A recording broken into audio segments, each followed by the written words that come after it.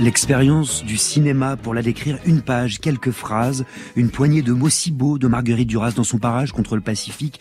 Peut-être que vous vous en souvenez, parce que ce sont certaines des plus belles phrases écrites sur le 7e art. Suzanne au cinéma, la lumière qui s'éteint et soudain, c'était l'oasis, la salle noire de l'après-midi, la nuit des solitaires, la nuit artificielle et démocratique, la grande nuit égalitaire du cinéma, plus vraie que la vraie nuit, plus ravissante, plus consolante que toutes les vraies nuits, la nuit choisie, ouverte à tous, offerte à tous, plus généreuse, plus dispensatrice de bienfaits que toutes les institutions de charité et que toutes les églises, la nuit où se consolent toutes les hontes, où vont se perdre tous les désespoirs et où se lave toute la jeunesse de l'affreuse crasse d'adolescence. L'émotion du cinéma, qu'est-ce qu'elle regarde, Suzanne ? Une femme, jeune et belle, en costume de cour. On ne saurait lui en imaginer un autre, on ne saurait rien lui imaginer d'autre que ce qu'elle a déjà, que ce qu'on voit. Et avant même qu'il se soit fait quoi que ce soit, on sait que ça y est, c'est lui, c'est ça qui est formidable. On le sait avant elle, on a envie de la prévenir. Il arrive tel l'orage et tout le ciel s'assombrit. Après bien des retards entre deux colonnes de marbre, leurs ombres reflétées par le canal qu'il faut, à la lueur d'une lanterne qui a évidemment d'éclairer ces choses-là une certaine habitude. Il s'enlace, il dit « Je vous aime ». Elle dit « Je vous aime moi aussi ». Le ciel sombre de l'attente s'éclaire d'un coup. Foudre d'un tel baiser, gigantesque communion de la salle et de l'écran. On voudrait bien être à leur place. Ah, comme on le voudrait. Boomerang, spécial Cannes. Le festival de Cannes a pris un beau départ. France Inter, Augustin Trapenard. Bonjour à tous et bienvenue dans Boomerang. Mon premier invité est quasiment un résident de la Croisette, mais c'est surtout l'un des plus grands maîtres de nos nuits choisies. Son nouveau film Julieta est en compétition officielle cette année. Bonjour Pedro Almodóvar. Bonjour Augustin. Merci beaucoup d'être là. Je voudrais d'abord m'adresser à l'amateur et au spectateur de films que vous êtes. Qu'est-ce qui se passe pour vous dans votre tête, dans votre corps, au moment de la projection d'un film, que ce soit le vôtre ou non, quand vous êtes plongé dans l'obscurité d'une salle de cinéma? Pour moi, c'est un rituel de plus en plus émouvant. Parce que, je ne sais pas si tu es au courant, mais en Espagne, en fait, les spectateurs fuient les salles obscures. Pour moi, quand j'entre dans une salle obscure et que je m'assieds, je me sens comme dans un état d'hypnose. Et en fait, au cinéma, l'écran est très grand. Il faut qu'il soit beaucoup plus grand que l'écran qu'on a chez soi. Et c'est ce grand écran qui a cette capacité de nous mettre en état d'hypnose véritablement. Ça n'a rien à voir avec la télévision à la maison. Alors la première fois que vous avez ressenti cette émotion, cet état d'hypnose aussi, c'était quand? C'était avec quel film? Moi, mon premier contact avec le cinéma, en réalité, je l'ai eu à travers les images que l'on collectionnait. C'était des images d'acteurs d'Hollywood qu'on trouvait dans les tablettes de chocolat.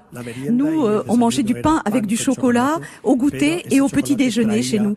Et dans ces tablettes de chocolat, il y avait ces images très pop avec des couleurs pimpantes. Et il y avait les photos d'Ava Gardner, de Cary Grant, parfois de Brigitte Bardot aussi.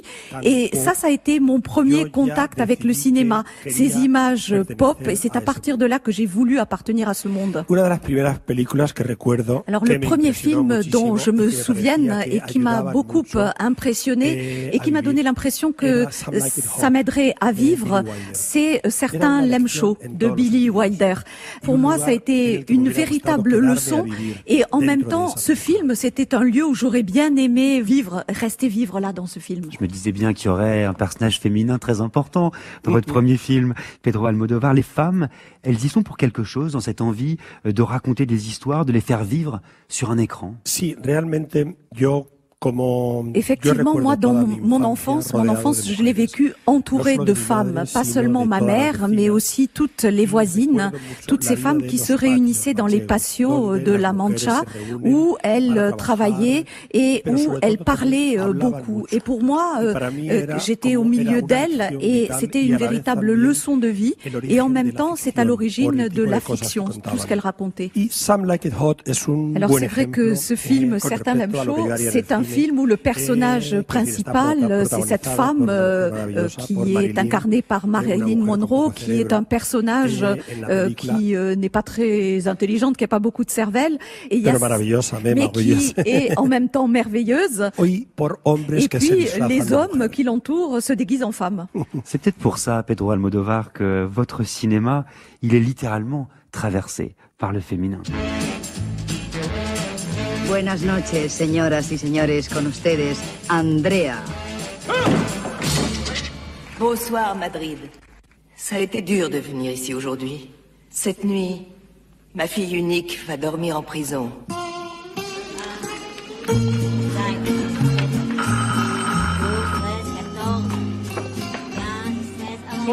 Soy Lucía. Necesito verla. No puedo. Salgo ahora de viaje.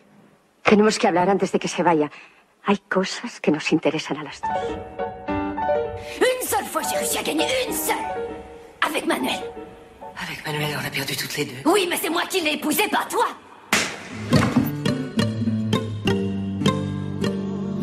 Il y a 17 ans, j'ai fait le même voyage. Je portais Sévan en moi. Dis-moi ce qu'elle t'a dit d'autre. Tout. Absolument tout. Ça doit faire des millénaires que j'ai pas sucé une bite. And the Oscar goes to...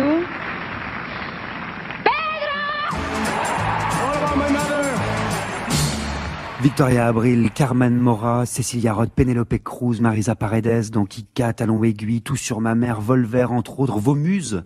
En somme, Pedro Almodóvar, si emblématique. Et Rossi de Palma, si emblématique de votre cinéma, qu'on leur a inventé en fait un adjectif. On dit d'elles qu'elles sont des actrices almodovariennes. Qu'est-ce qu'il a défini pour vous la femme, l'actrice almodovarienne? En principe, ce que j'attends d'elle, c'est qu'elle soit capable de jouer à la fois l'humour et le drame, c'est-à-dire qu'elle soit capable de provoquer le rire et l'émotion. Et aussi des femmes qui n'aient pas de préjugés quand elles jouent, et qu'elles soient toujours empreintes d'une sorte d'optimisme, même si ça paraît absurde. Ce sont des femmes puissantes aussi. Très puissantes. Le personnage féminin le plus puissant dans tous mes films est interprété par une mère. Et parmi les qualités dont j'ai besoin chez mes actrices, j'avais oublié de le dire tout à l'heure, c'est que j'ai besoin qu'elles respirent une sorte d'indépendance sur le plan moral. Pour moi, la puissance, elle est effectivement incarnée par ces mères de mon enfance qui étaient véritablement des mères toutes puissantes, des mères capables de lutter pour obtenir ce qu'elles voulaient. Et c'est cette force-là, en fait, qui emprunte mes personnages de mère. C'est intéressant ce que vous dites sur le personnage de mère, puisque c'est évidemment le cas dans Julieta, votre nouveau film. La mère au premier plan ou au second plan, c'est toujours un point de repère pour vous, une figure récurrente, quasi obsessionnelle. Qu'est-ce qui fait de la mère une créature quasi sacrée pour vous? Disons que d'abord la femme porte en elle la création en tant que telle. Mais surtout dans La Mancha, où j'ai vécu les 10 premières années de ma vie, les femmes étaient beaucoup plus connectées avec le réel, avec la vie quotidienne que les hommes. Les hommes, c'était la figure d'autorité. En général, ils étaient absents, alors que les femmes, quel que soit leur niveau d'éducation, c'était des femmes sans préjugés, qui n'avaient pas de préjugés, qui étaient en contact direct avec les problèmes de la réalité. Et à l'époque, je m'identifiais complètement avec les femmes et pas du tout avec les hommes.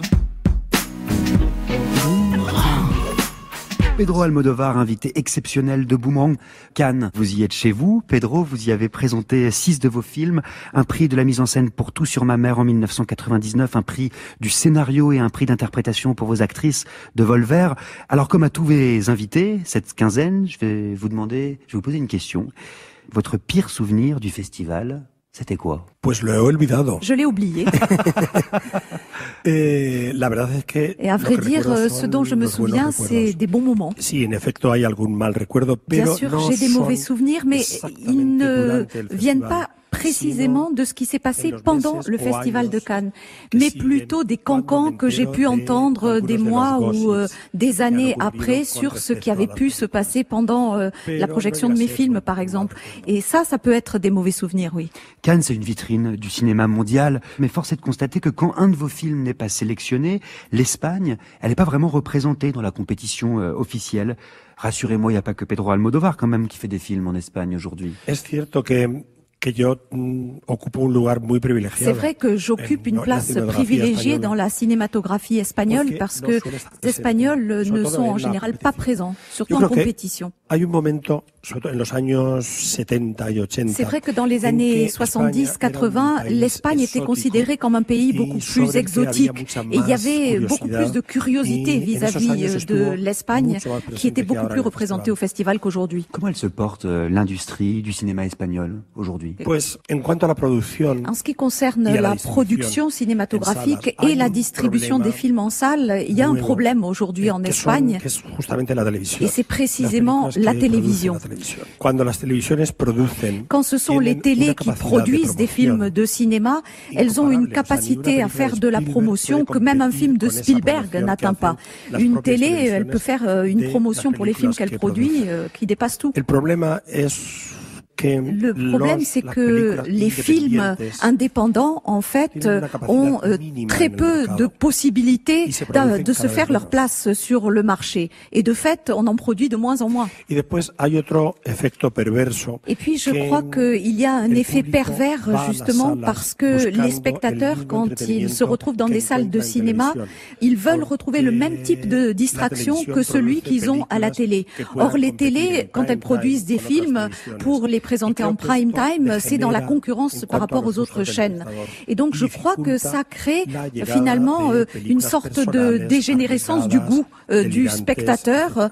Les spectateurs n'ont plus de goût pour des films plus personnels, plus risqués, plus délirants. Et tout simplement parce qu'il n'y en a plus. Et pour vous donner une illustration, les jeunes réalisateurs espagnols aujourd'hui, ils sont quasiment obligés de travailler sans budget, c'est-à-dire gratis. Pourtant, faire des films en Espagne, c'est une chose à laquelle vous tenez énormément. Tous vos films, je crois, ont été tournés là-bas, prennent l'Espagne pour décor et intègrent des éléments de la culture espagnole. Et ce qui est intéressant dans le cas de Julieta, c'est que ce film, en fait, c'est l'adaptation de 3 nouvelles de la romancière canadienne, prix Nobel de littérature Alice Munro, extraite d'un recueil qui s'appelle Fugitive et qui se passe au Canada. Il a fallu hispaniser, il a fallu ibériser ces nouvelles. Comment vous y êtes pris? Oui, je l'ai ibérisé, tout à fait.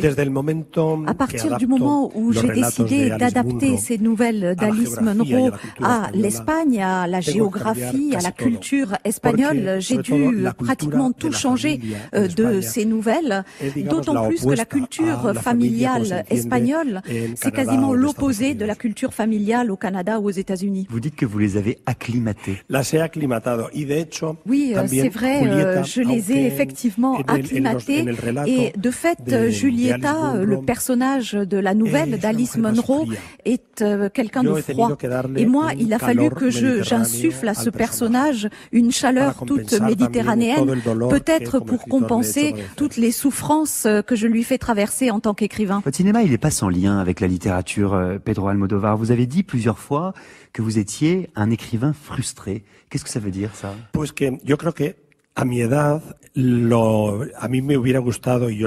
simplement, je crois que, en fait, je rêvais à mon âge d'être devenu un grand romancier. Or, écrire un scénario, c'est un petit peu comme écrire le petit frère de ce grand frère qu'est la littérature, le roman. Et moi, je crois que j'ai un talent de conteur, mais je n'ai pas un talent de romancier et c'est dur de le reconnaître. Et finalement, est-ce que la frustration, en particulier chez vous, c'est pas un moteur de création, justement, un catalyseur de création? C'est vrai que l'insatisfaction permanente, ça fait partie de mon caractère et c'est vrai que c'est très stimulant à tous les stades du processus qui entre dans la genèse de mes films. Ça ne veut pas dire que je vive dans l'angoisse et que je ne sois pas capable de profiter, je profite, mais c'est vrai que cette insatisfaction permanente me rend plus alerte à tout ce qui m'entoure et aussi à moi-même. Le seul problème, c'est que cette insatisfaction, il ne faut pas la communiquer aux gens qui nous entourent, et surtout les gens avec qui on travaille. Moi, ce que je retiens, c'est quand même que vous carburez à la littérature, et ça me fait plaisir, Pedro Almodóvar. Moi, ce à quoi je carbure, c'est la musique, et quand je pense à vous, allez savoir pourquoi, je pense à ça. C'était dans Talons Aiguilles, évidemment, la vénéneuse Luz Casal pour Une année d'amour, Un año de amor, c'est tout ce qu'on nous souhaite. Vous êtes sur France Inter à Cannes avec Almodóvar. Vous écoutez Boomerang qui fait son cinéma. Lo nuestro se acabó y te arrepentirás de haberle puesto fin a un año de amor. Si ahora tú te vas, pronto descubrirás que los días son eternos y vacíos sin mí. Y de noche, por no sentirte solo, recordarás nuestros días felices, recordarás el sabor de mis besos y entenderás en un solo momento qué significa un año de amor y entenderás en un solo momento qué significa un año de amor.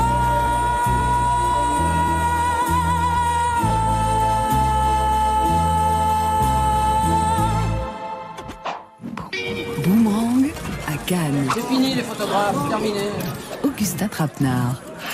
Sur France Inter. Mon Pedro, il est tout bon, tout rond, il sent bon le macaron rond, ses grands yeux marron rond, le bout de son nez polisson de galaron, rond son visage ô combien polisson, ronde aussi sa touffe de cheveux blancs de 7 cm environ, n'allez pas croire pour autant qu'il soit rond comme une queue de pelle ce matin, non, il est assis, très sérieusement, à mes côtés, il rayonne littéralement dans son polo bleu des mers du Sud, généreux et si haut en couleur. Pedro Almodóvar, mon invité dans Boomerang en ce jour d'ouverture du festival pour parler de Julieta, son nouveau film en compétition cette année, un film qui s'ouvre sur un drapé de satin rouge en gros plan. Qu'est-ce qu'il symbolise ce rouge pour vous, Pedro? Simboliza sobre todo la vida. Ça symbolise, ce rouge symbolise surtout la vie, le sang qui coule dans nos veines, dans notre corps. Et puis dans la culture espagnole, le rouge, ça symbolise le feu et la passion. Je vous pose la question parce que c'est ce qui frappe quand même souvent dans votre cinéma, cette esthétique, l'usage et le dialogue entre les couleurs, la façon dont elles se complètent, dont elles s'imposent aussi. D'où vous vient cet appétit pour la couleur? J'ai une réponse longue et une réponse courte. Qu'est-ce que vous voulez? Laquelle des deux? La longue, évidemment. On est dans Boomerang, Pedro. Quand j'avais environ 30 ans, j'ai découvert que ma mère, au moment où elle m'a conçu, elle était habillée en noir. Et non seulement ça, mais pendant les 33 premières années de sa vie, ma mère a été habillée de noir à cause des différents deuils qu'elle avait subis. À l'époque, quand j'ai appris ça, je faisais déjà des films et ça m'a vraiment frappé. À ce moment-là, j'ai pensé que ma mère, quand elle était enceinte de moi, qu'elle était obligée d'être en noir, elle a peut-être conçu cette réponse en réaction à ce noir qu'on lui faisait porter. Parce que le noir, c'est une couleur qui peut être très élégante quand on choisit de la porter soi-même. Mais quand on vous oblige à la porter, c'est une véritable malédiction. Je crois qu'elle a créé justement en moi un fils pour qui les couleurs brillantes, exubérantes, explosives allaient être le mode d'expression dans la vie. Il se trouve que votre enfance et votre adolescence, Pedro, elles ont aussi été marquées par le franquisme. Il ne faut pas l'oublier. De quelle couleur était l'Espagne sous Franco? C'est vrai, à l'époque, il n'y avait pas de couleurs brillantes, il n'y avait pas d'intensité dans les couleurs.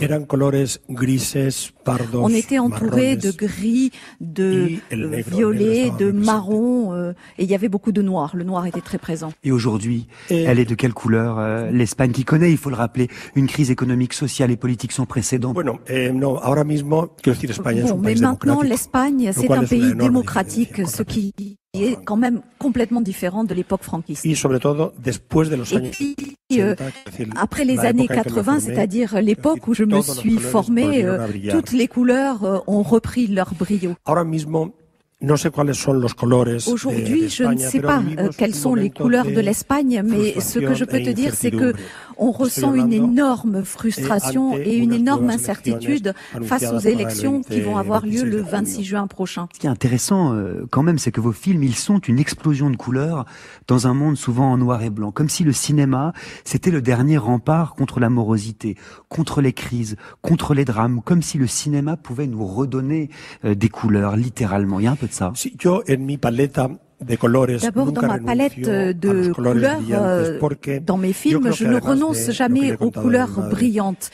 Et ce pour plusieurs raisons. En plus de ce que j'ai raconté à propos de ma mère, c'est aussi parce que les premiers films que j'ai vus, c'était des films en Technicolor, et je recherche toujours ces couleurs vibrantes du Technicolor. Le cinéma, en fait, ça donne aussi de la couleur à nos vies. Et puis, ça crée une réalité parallèle. Si on vit une réalité mauvaise, désagréable, ça aide beaucoup à survivre. Et en plus, le cinéma, ça complète beaucoup ce déficit émotionnel auquel nous sommes condamnés dans nos vies d'aujourd'hui. Et puis, le cinéma, c'est notre miroir. Le cinéma reflète nos vies, il nous reflète aussi. Et puis, il y a une idée qui me plaît beaucoup, c'est que le cinéma est le reflet du cinéma lui-même. Julieta? ¿Puedo creer? ¿Julieta?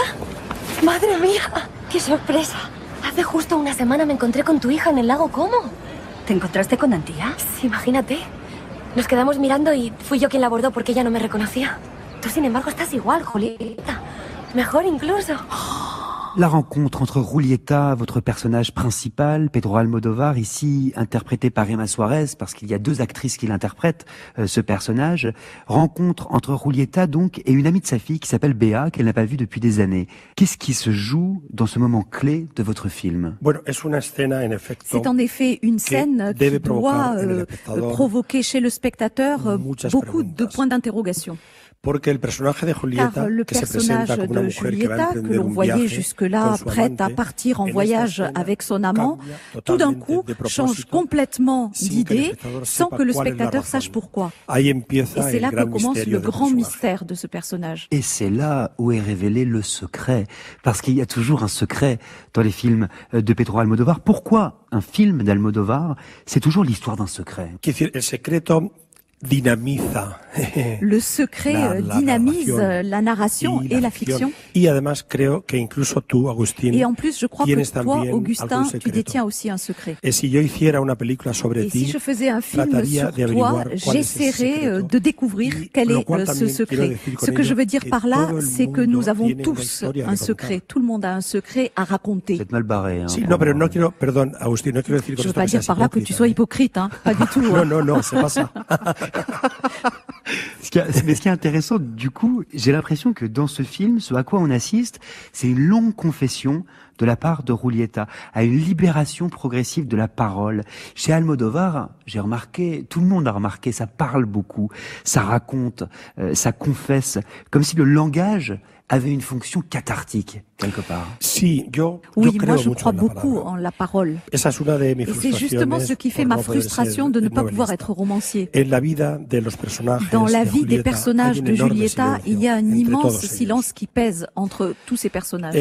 En efecto, este silencio Et es el effectivement, ce detonante silence, c'est en quelque para sorte que le Julieta détonateur le cuente toda su vida cathartique a una hija pour que ausente. Julieta commence à raconter à sa fille ce qui s'est passé. Y yo creo que, Julieta Et llena su Julieta soledad remplit de sa palabras. solitude de ses mots. Y a la vez también a mí como narrador Et me moi, proporciona ces mots en tant que narrateur, ça me donne beaucoup de que no va en línea dynamisme recta, pour ma narration qui sino n'est pas que linéaire, va en mais todas qui las part dans tous les sens, en cuanto en al tout cas dans le temps. C'est quoi le plus grand secret de Pedro Almodóvar? Déjame porque a ver si tengo Attends un peu alguno o parce no. qu'il faut que je vois si j'ai un secret ou pas. Pues mi gran secreto tiene que ver con Mon grand las personas secret, con en las fait, que he est lié compartido aux mi personnes vida avec qui j'ai partagé ma vie cómo he actuado con et ellas. le comportement que j'ai eu avec elles. Si vous le dites, ce sera plus un secret. Donc. Sí, no, tendría Il que faudrait que empezar a je commence analizarme, cosa que à une no- analyse et ça, je le fais pas.